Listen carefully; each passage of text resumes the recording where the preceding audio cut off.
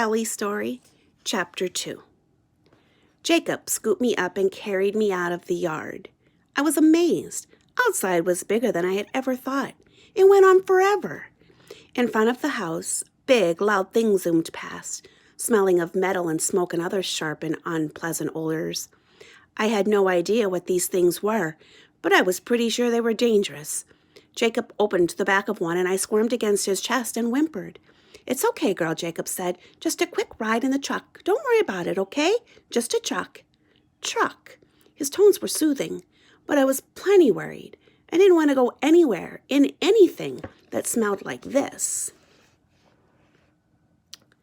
There was something in that box, only made out of metal, in the back of the truck. Jacob opened it up with one hand and with the other dumped me gently inside. Then he left me. He left me. This was not right. I was sure about it. Of course, I didn't like the idea of being taken away from my mother and brothers and sisters, but something told me that it was the way things had to be. Dogs were supposed to be with people. Jacob was going to be my family now. That meant Jacob was supposed to be with me. He wasn't supposed to go far away and leave me in a cold metal box in the back of a loud, smelly truck. I barked. I whimpered. I did everything I could to let Jacob know that he had made a mistake and was supposed to come back. But he must not have heard me, because he didn't show up to take me out of the box. I heard a loud thump, and then the metal box started to shake, and we were moving. It was just like being carried in a box out into the yard, my body rocking back and forth. I really didn't like this. The truck growled and roared, and I was pretty sure it was going to eat me. Where was Jacob? My frantic barking must have gotten through to him at last, because he came back and took me out of the cage when the truck finally stopped moving. "Not too bad, huh, girl?" he said to me. He seemed awfully cheerful after what we had just been through together. Still, I was so grateful that he had returned, I didn't hold a grudge. I just rested against his chest as he carried me up several flights of stairs and into my new house. There was a lot to explore. A kitchen with fascinating smells and little doors that I couldn't open, even when I pawed at them. A living room with a couch that smelled like Jacob and a box that made noise sometimes. A balcony where I could sit with Jacob and look over houses and yards and trees and more zooming loud things like the truck. There was a bedroom with a big bed that smelled like Jacob too. I tried to climb up on it the first day, and Jacob firmly dumped me off. "No, girl, this is your bed," he said, and showed me a soft, furry circle on the floor. It felt a little like the blanket I used to sleep on with Mother and my litter mates, but it didn't smell like them. It smelled cold and empty. What I liked the best, though, was the park. Jacob took me there more than once that first day. There was more of that springy grass that was fun to run around on, and Jacob tossed some sticks for me to pounce on and bring back. And then he pulled a little round thing from his pocket and threw it for me. I chased it down and tried to get my tiny mouth around it.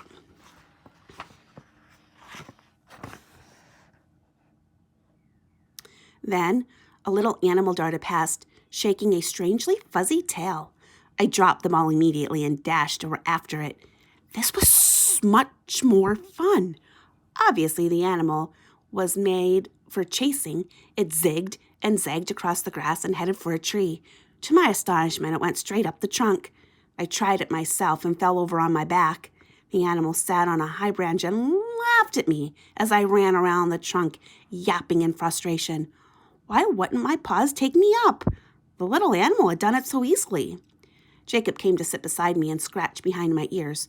"Don't give up, girl," he told me. "Never give up." Now, I can't keep calling you girl, Isla. I wondered what he was talking about. It's Swedish for moose. You're a Swedish shepherd now. I knew he was talking to me, so I wagged, even though his words made no real sense. Elia, he said, and moved a little away from me. "Come on, Ellie, come." Pretty soon I started to recognize that word come. It was part of Jacob's favorites. When he said it, I'd sometimes wander over to see what was going on, and he'd pet me and give me something tasty from his hand. Come meant praise and petting and a treat. So pretty soon, I always showed up for it. But my favorite words from him were good dog, good dog. Always meant he would pet me, rubbing my fur until I wiggled from my toes to my tail with happiness. His hands smelled of oil and his truck and of papers and other people. Jacob never seemed to get angry about anything, even when my little bladder signaled it was full and let go all in one rush. When I did manage to get outside before anything happened, he gave me such praise that I decided I'd try to do it as much as possible, since it seemed to please him so much. I wanted to make Jacob happy. I just wasn't sure how. He was patient with me, always. He petted me and called me good dog and seemed to like having me nearby, but I could tell that he wasn't happy. When he wasn't taking me out for walks, he mostly sat on the couch. Sometimes he turned on the talking box. Sometimes he just sat or laid down flat and looked at the ceiling. If I went over and nuzzled at his hand, he'd rub my ears a little, but never for long. I would sigh and lie down beside him. I thought he'd probably feel better if he let me up on the couch with him, and so would I, but I'd learned that that wasn't going to happen. On our first night together, Jacob had watched the noisy box for a while, and then he'd yawn and wandered into the bedroom. I followed him. After he'd undressed, he crawled under the covers on the bed. It looked so comfortable that I immediately went up after him. It was all I could do to leap so high, so I figured I was due for some praising and maybe a treat. Instead, he got out of bed and put me back into the furry circle on the floor. "This is your bed," he told me. "Yours, Ellie." He climbed back into the big bed. I could see he didn't want me to join him up there, but I couldn't understand why. He had so much room. My bed was comfortable, but it was lonely. I was used to sleeping with Mother and my brothers and sisters. This was not at all the same. I whimpered to let Jacob know something was wrong. "You'll get used to it, Ellie," I heard him say from the big bed. "We all have to get used to being alone." After some time, I got used to it, but that didn't mean I liked it. I still tried to sneak under Jacob's covers every now and then. He never shouted or pushed me, but he never let me stay. In a few minutes, I'd be back in my own bed, and after a while, I decided it was less trouble just to stay there. For a few days, Jacob was home with me all the time. Then one morning, he got dressed in different clothes. Everything he wore was a dark color, and he pulled on a heavy belt with things hanging from it. "Gotta go to work, Ellie girl," he told me. "Don't worry, I'll be home soon."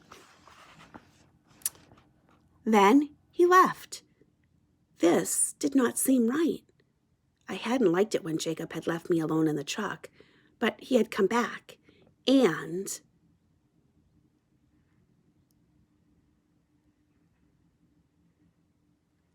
he'd come back this time too. I settled in to wait. Waiting was very hard. I lay in my bed for a while, but then I nosed my way under Jacob's blankets. They smelled like him, and that was comforting. But after a while, I got restless and went to the living room so I could look out of the glass door that led to the balcony. Maybe I'd see Jacob from there. I didn't. I sniffed the couch cushions. They smelled like Jacob. I chewed a little on one of the rubber bones he'd gotten me. It was odd to chew something that was so little taste, but my teeth wanted to gnaw something, and Jacob said, "Good dog," when I bit this. So I chewed it and waited some more.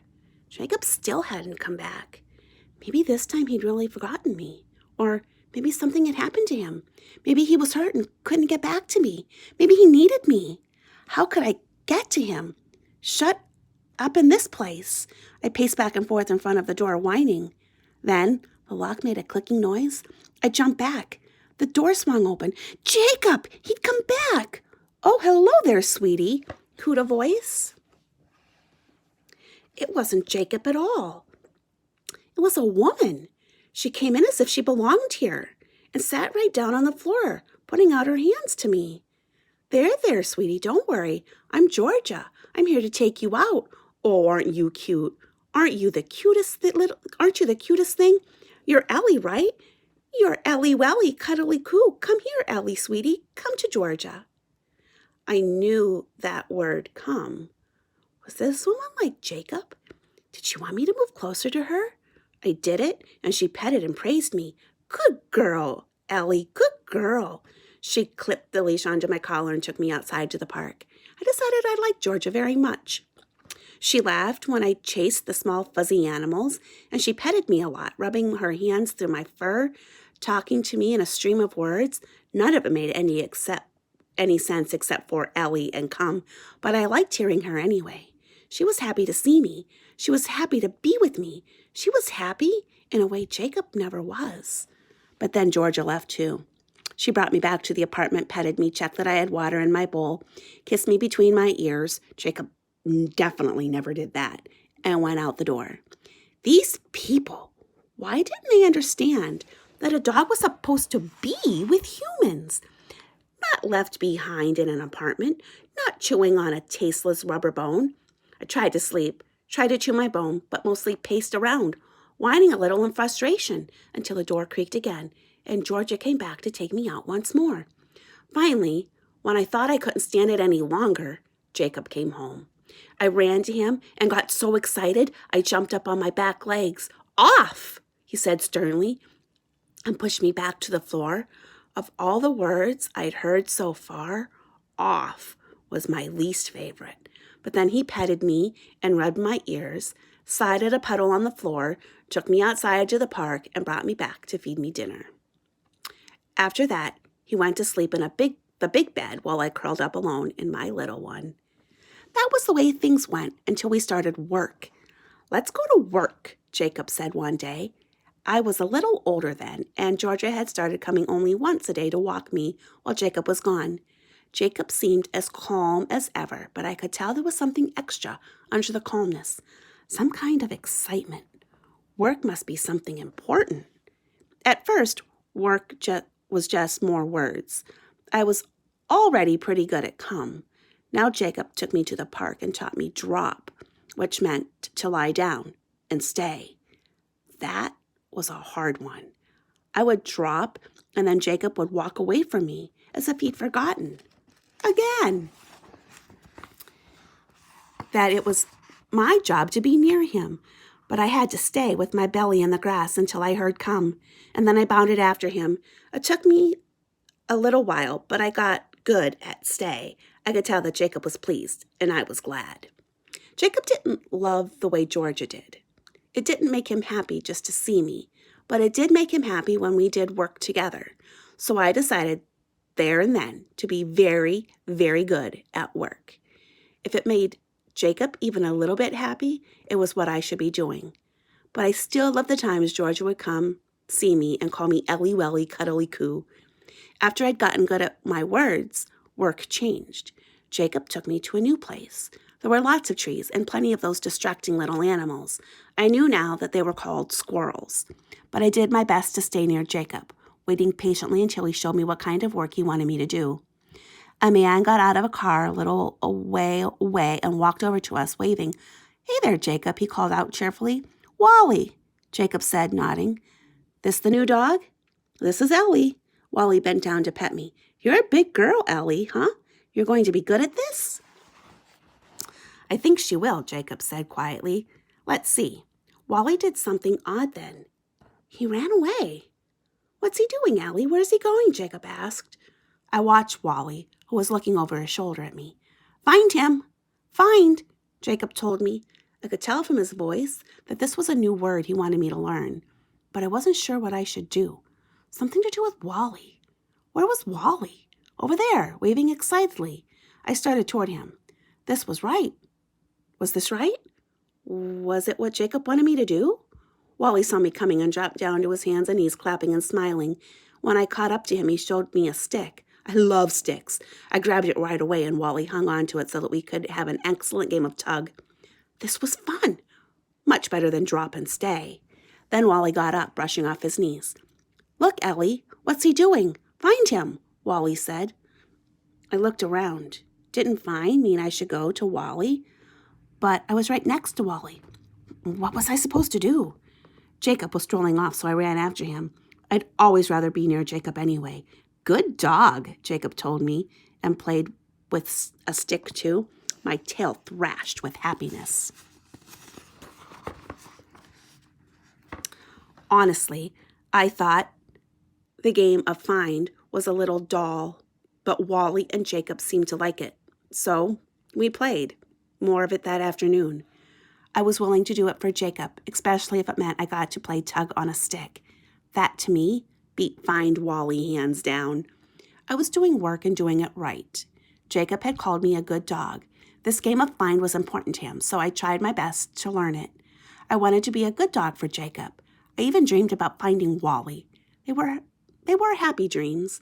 Sometimes, though, I would dream a bad dream about a boy named Ethan. In the dream, Ethan was swimming in cool green water, and then suddenly he would slip beneath the surface. Fear would grip me as I watched him go down until, with a cry, I would lower my head and plunge after him, eyes and mouth open, straining to reach the boy who kept sinking, just out of reach. When I woke from this dream, I was often panting and would wander around the house sniffing. The dream felt real, meaning it felt as if it had really happened. Why did I keep having that dream?